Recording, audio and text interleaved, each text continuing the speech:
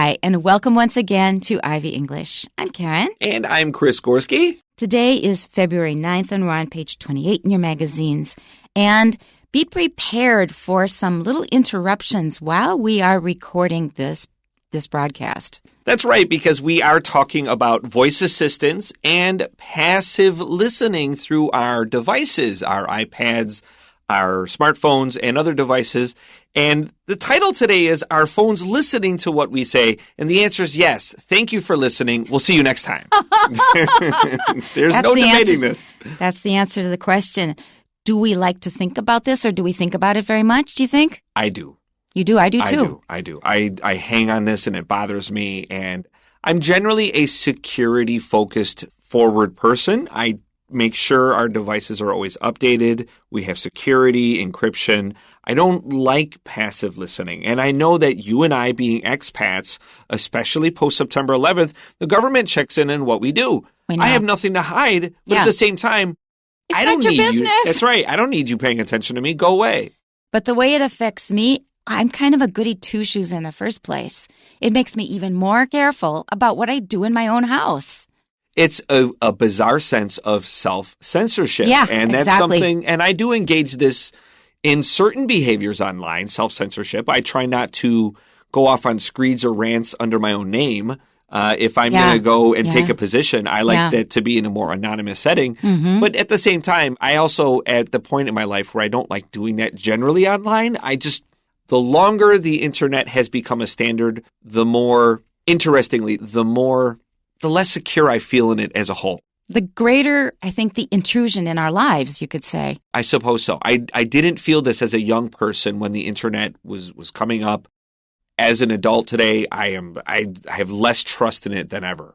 So 1984 has really arrived. I suppose so. Because in the book 1984 by George Orwell, you've got cameras and monitors everywhere. In the book, they try to find a place out in the woods or far away where they are not being watched and listened to, but they are tricked because they end up in a place where they are still watched and listened to. And in addition, because they said something that was not really allowed, they got caught and they got in trouble.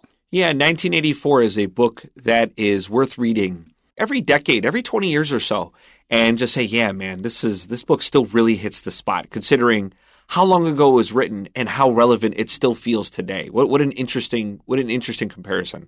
1984 describes a dystopia. Now, that's a fancy word that's worth learning in this context because we are now living in that dystopia in many ways. In many ways, actually, this is the most amazing period of history there has ever been with all of these conveniences with the internet and everything. For me, I was so thrilled because I love learning languages, and now I have all these resources, easy ways to practice my language. But it came at a price. That's right. I think we are in an era where the potential is the greatest and the pitfalls are many. And I think that's the compromise we need to navigate here. That's right. What are the promises that we can kind of pursue while weighing against what are some of the risks and dangers of our technology? Right. And I use the word dystopia, and it's spelled D-Y-S-T-O-P-I-A. D-Y-S-T-O-P-I-A. It is the opposite of utopia. Right. And the D-Y-S and EU, these are both from Greek. So is topia. Topia is a place. And utopia you have in Chinese as well. You kind of translate it phonetically. That's where everything is wonderful and perfect, but there is no such thing. So the opposite, or on the other side of utopia, you're going to find a dystopia, and that's where we find ourselves now. So let's jump into our article. Are phones listening to what we say? If you own a smartphone, there is a good chance that it listens to you. It also collects the data that you talk about and spits it out in advertising. In recent years, modern phones have transformed into virtual assistants, starting with Siri in 2011, and closely followed by Google Assistant and Alexa. These virtual assistants can carry out tasks by simply listening to anyone's voice commands. If you want to hear a song, you just need to activate Siri by saying, "Hey," and Siri, and then request, "Play some music." Likewise, if you want to order pizza, it's as simple as calling her name first and then saying, "Call Ivy Pizza House."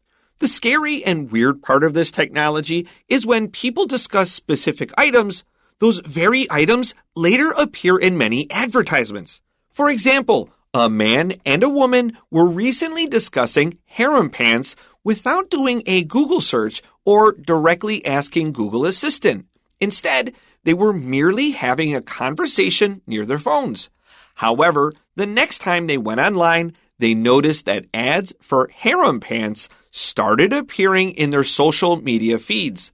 Much like cookies that track all our online activities, smartphones are always listening to collect data and share it with companies that want to market their products.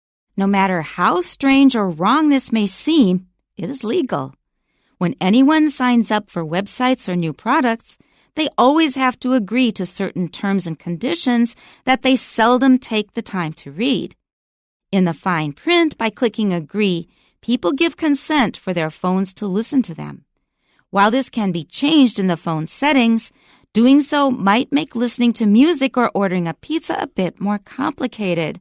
Now, that is a conundrum of our modern times. Conundrum is just a difficult situation, and it's spelled C-O-N-U-N-D-R-U-M. C-O-N-U-N-D-R-U-M, conundrum, a difficult situation. Now, this is a conundrum. However, there is a simple solution if you're willing to take the time. That's the important part of this. That's right. You need to be willing to do the legwork. And as I said at the top of the show, I'm very security focused. I remove all of these permissions. I have to accept your terms and conditions, but that doesn't mean I can't change them on my end. And I just maybe will have some features limited, right? That's right. You revoke them in certain ways. That's revoke right. Means that you agreed before, but now you're taking back your agreement. That's right. You just go into your settings, privacy, permission, then your microphone, and then just turn them all off. And Facebook, Instagram, Line, and Messenger, they want everything. They listen to everything, and it's so annoying. It's listen back if you need to follow the steps, but it's just a few clicks, and then you just turn them off. And then you go into what's reading your screen, what's passively using your microphone. Those settings are very easy to adjust. It's just an on or off switch. You just need to know the correct pathway. I hope you are listening carefully, because that is one way to solve part of the problem, because they will still find ways to listen to us. It's still going to be there, but it will be not quite as bad. Yep. Years ago, I used to be very careful about deleting all cookies. The problem is if you delete your cookies, that means you have to re-log into many sites. You have to log in all over again, remember your password. Because it's such a pain, I just accept the cookies and leave them there. I suppose for some sites. There are some sites I'm okay with that I regularly go to because I visit them so frequently.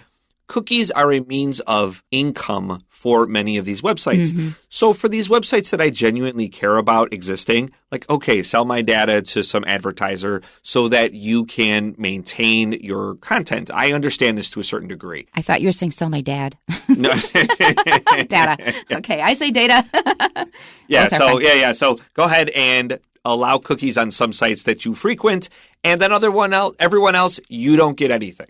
All right. And I saw this cute little comic online the other day, and it's got a Sesame Street character that says, "Even I'm getting tired of all these cookies." That was a good Cookie Monster impression. Yeah, okay. I know right who you were talking about. All right. So let's go back to our article. If you own a smartphone, there is a good chance that it listens to you. We have already established that. That is just a reality of our modern day life. It also collects the data that you talk about and spits it out in advertising. Don't you love that verb?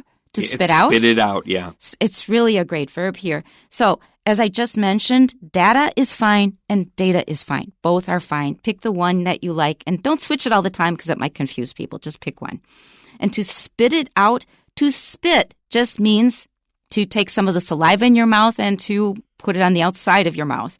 But to spit it out, that has direction and more force. Spit it out. That means you don't want it and you're getting rid of it very quickly. So you're getting rid of it very quickly into advertising that comes back to you to try to sell you stuff. In recent years, modern phones have transformed into virtual assistants, starting with Siri in 2011 and closely followed by Google Assistant and Alexa. Now, here I do have mixed feelings. First of all, I have to say, and this is not advertising, Apple generally does better in protecting privacy than Google and the other people and Amazon. So it doesn't mean that they're really good, but they are better about protecting your privacy. You can go online and see why. I agree with this, by the way. I personally use all Apple devices. That was not my original intention. It changed the day that my son gave me his former iPhone. I mean, he was done with it. I got it.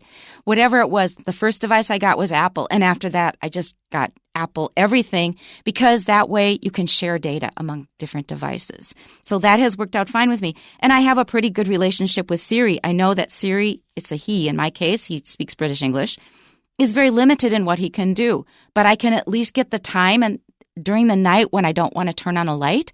I can also find out about the weather today. I can do conversions from Fahrenheit to Celsius. There's all kinds of stuff that Siri is good at. But in fact, Siri is still quite limited. I am not necessarily an Apple fan. In fact, I'm going to say I'm kind of antagonistic against most Apple products.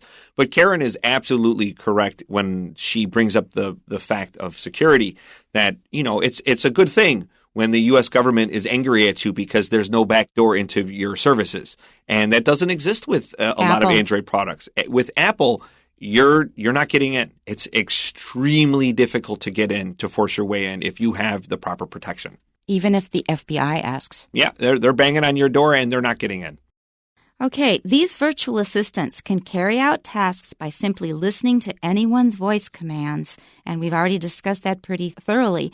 So you probably forget about all the devices you have sitting around the house, and then maybe you say something that's kind of confidential that you don't want widely shared. Well, they're listening. They heard it. The only way to know that these microphones are off, not even airplane mode is good enough. The only way you know that it's safe is if you turn the device off. You limit the power. And even then, I know that some in the national security kind of sector, they will actually turn the devices off and then remove them from the room. That is the only way to ensure these microphones are not somehow powered even by the most minute power. They need to be out of the room and off. Yeah. So for some things, the only way to really be sure is not buy that device in the first place. That's right. And that's what I did with a lot of things. Like I got a gift of one of these, whatever it is from Google. I forgot what it's called. Anyway, it was a gift and I haven't opened it. I don't need another person listening to everything I say. And Google's listening to everything, yeah. Yeah. Okay. If you want to hear a song, you just need to activate Siri by saying, hey, and Siri, and then request, play some music. Now, I was waiting for that. Did you hear it? And I didn't even say, hey. I'm not sure about that. That's my phone reacting. And we actually changed this because I was concerned about this very thing, that everybody's virtual assistant will get activated and then we're going to make some request and it's just going to bother people. It's a kind of annoying thing. So I actually specifically requested, don't put these words together. Let's add and in the middle. In the hopes that would be good enough. And it wasn't. And it wasn't good enough. So my phone still woke up and Karen, what do you want? Here I am. I'm Siri. I'm ready to help you. Hopefully that didn't bother anyone. Well, you'll just have to deal with it if it happens to you. Likewise, if you want to order pizza, it's as simple as calling her name first and then saying, call Ivy Pizza House. We were safe this time. And the word that was deleted here, Chris deleted it, was Alexa. I don't have Alexa. Yeah, either way, I just wanted to make sure nobody's accidentally getting any pizza sent to their house or people. I mean, you might be doing something else, and now suddenly your voice assistant is pinging up. And let's go to our next paragraph. Oh, I will add to that. It often happens with parrots. Parrots will often order things when their masters are not listening, not paying attention. And sometimes they will get like an email from Amazon. Did you really want to order 20 whatever it was, 20 bird treats? That's really funny. The bird would figure out like, oh, what's my favorite food? And they did that. They actually do that. I 100% believe this. Birds I 100% believe Birds this. are smart. Okay. Okay, let's go to our next paragraph. The scary and weird part of this technology is when people discuss specific items. Those very items later appear in many advertisements. Karen, have you experienced this? This is creepy. I've heard many people who had this experience, and they say, I did not go online. I did not do a search. I did not talk to Siri about it. But suddenly they're getting ads about this weird thing. Many people have said it. I can't remember if it's happened to me, but I know it's happened to a lot of people. This has happened to us in my office. There are 3 of us in our little room that we're in, and we're often chatting and discussing. And of course, sometimes we're off topic. We're not talking about work. We're just talking about whatever. And we'll start getting advertisements for very specific things. One of our colleagues is a female, and so I will get ads for female things that she's talking about that I have no use for. My cookies would never have generated these items. Pretty lingerie. Yeah, pretty lingerie or tampons or things that I just don't have use for. So it's not, I mean, maybe possibly for my wife, but in reality, she takes care of that. I have no problem getting them for her. So most likely it was from Google, passively listening. We've tried to combat this. So where I live, it's a little bit quiet. There are not many people. And so there are times where it's strictly me alone on the street. And it's late at night because I work at night. And I'm walking home. I try to train and try to get Google to alter what I wanted to say. And so for a while, I was walking up the street chanting, catheter tube, catheter tube, catheter tube, just to see if I could get Google to do what I was commanding it. Just What is a catheter tube? So a catheter tube is a tube that goes into your bladder or to get pee and poo out of your body if you can't use your holes normally. And so I was like thinking, well, let's get Google to do what I wanted to do. Did it? Did once. It worked once. Once. And I was thinking I could still experiment with this. Should I be thinking of things in my wheelhouse, but not necessarily in my age range, right? Oh. So maybe a catheter tube doesn't fit my demographic. Yeah. However, what about something that does fit my profile, but not something weights. I'm generally, I'm interested in lifting in weights, right? So this would fit. That would fit. So what if I pick something I have no interest in, I have never searched for, but would fit my age group? Let's say like hot rod cars, like really fast, speedy cars, something I have no interest in. Let's just talk about hot rods, and let's see what happens. Okay. We use the word lingerie. I did first. It means very pretty underwear for women specifically. It's a French word for laundry, and it's spelled Lingerie. Lingerie. In English, we pronounce it lingerie. It's pretty underwear for women. And you also use the word tampon. Now, that is kind of an explicit word to be using here, but it's also useful. And it is a hygiene product for women. So you can look it up if you're still interested. Okay, let's move on. For example, a man and woman were recently discussing harem pants without doing a Google search or directly asking Google Assistant. Karen, what are harem pants? Harem pants are usually quite thin and very baggy. So they have like an elastic waist and they have elastic around the ankles and they kind of balloon over your ankles. They're quite loose. And we call them harem pants because they're often used in Middle Eastern belly dancing and things. So in former times, the harem was a separate part of the house for your wives or female servants or your concubines or mistresses. These were your girlfriends that a rich and powerful man could keep in his house. And a male friend of mine on Facebook says they're really ugly. Why do they wear them? Okay, let's go to our next sentence. Instead, they were merely having a conversation near their phone. So again, they're not searching, they're just near their phones. However, the next time they went online, they noticed that ads for harem pants started appearing in their social media feeds. And I think that's already pretty clear. So they really had no interest in buying harem pants. They were just talking about them for some reason. Maybe they saw them in a video and saying, oh, they're very cute or they're very ugly or whatever. But now they're getting ads for harem pants as though it's something they wanted. My theory is Google is listening for key terms. Right. And they're not listening to wholesale conversations, just key terms, and those appear in the ads. And they're matching them up with advertisers they already have. That's right. Let's continue. Much like cookies that track all our online activities, smartphones are always listening to collect data and share it with companies that want to market their products or sell their things to you. As people often say, there is nothing for free. And if you get something for free, you are the product. They want to buy your data. Okay, let's go to our next paragraph. No matter how strange or wrong this may seem, it is legal. Now, it is legal now, maybe, but people are trying to change it. And of course, there's pushback from the companies. They want to get as much as they can. When anyone signs up for websites or new products, they always have to agree to certain terms and conditions that they seldom take the time to read. Okay, so first of all, the phrase terms and conditions is very important if you're using any technological-based products in English. Please know this term. It just means like the contract. That's really what this is. You're consenting to their contract.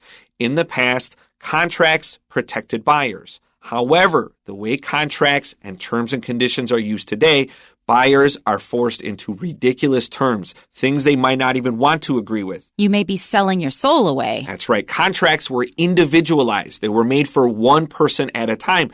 But now contracts today are written for general audiences. You accept the terms of this business or you can't use this product. And they purposely make them very, very long and use very small print. They do that on purpose. That's right. And I hate this so much, but here that's the world we live in. In the fine print, by clicking agree, people give consent for their phones to listen to them. So the fine print is another great term. You should underline this. This just means the small writing, the small font size that is found in the terms and conditions. It's hard to read. The fine print and terms and conditions are great phrases from today. When we give consent, we agree to give the company permission and they can listen to us. Fine print is often what enables somebody else to sue you. So after you agree to something, you may end up in legal trouble if you're not careful. While this can be changed in the phone's settings, doing so might make listening to music or ordering a pizza a bit more complicated. I don't care about that. Don't forget to turn off this passive listening. It's very easy to do for most apps. Go into your settings, privacy, permission, and then microphone, screen reading, etc., and just turn it off. It's literally 2 clicks. Okay, we have a few questions for you. Number 1, according to the passage, what steps should you take to have Siri set an alarm clock at 9:30 p.m. for you? A, type set an alarm at 9:30 p.m. in the search bar. B, say set an alarm at 9:30 p.m. C, turn on the clock app on your phone. D, wake it up by saying, hey, and Siri. My phone didn't go on this time. And the answer is B, which means that you should do D first and then do B. You should first wake it up by saying, hey, and Siri, and then say, which is letter B, set an alarm at 9:30 p.m. Okay, number 2.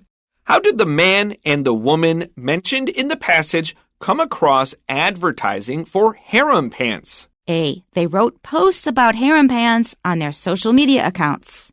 B, they searched for harem pants on Google. C, they ordered some harem pants online. D, they simply talked about harem pants. And that is the correct answer. Number 3, why is it not against the law for smartphones to listen to users and collect data according to the passage? A, users have to press agree to use their phones to make calls. No, that's not necessary. B, users have accepted some terms that allow them to do so. And that is the correct answer. It's letter B. Okay, just let's read C then. Users get paid by letting them listen to everything they say. No, that's D. not true. Users can ask them to delete their data, and that's what we keep hoping for, but you just can't delete everything. There's too much of it. All right, number 4. What is implied in the passage if a person changes smartphone settings to prevent data collection? A, they won't get to enjoy quick access to other services. For example, ordering pizza and listening to music, and that is the correct answer. B, they won't be able to browse any online advertisements. That's not true. Oftentimes, those will load before the actual content you want to watch. So if your internet ever has a problem, you could still see the ads even if you can't see the content. That's right. So if your site is taking a long time to load, it's usually not the problem of the site. It's the ads. And that's really true of YouTube. When you go to YouTube, it's taking a long time to load. It's just loading the ads. C, their personal information might be stolen more easily. No. And D, their internet browsing speed will be slower. No, the correct answer is A. That's all we have for you today, but please have a look at your phone setting and maybe change a few things. That's it for today. We'll see you next time. Bye-bye. Bye-bye.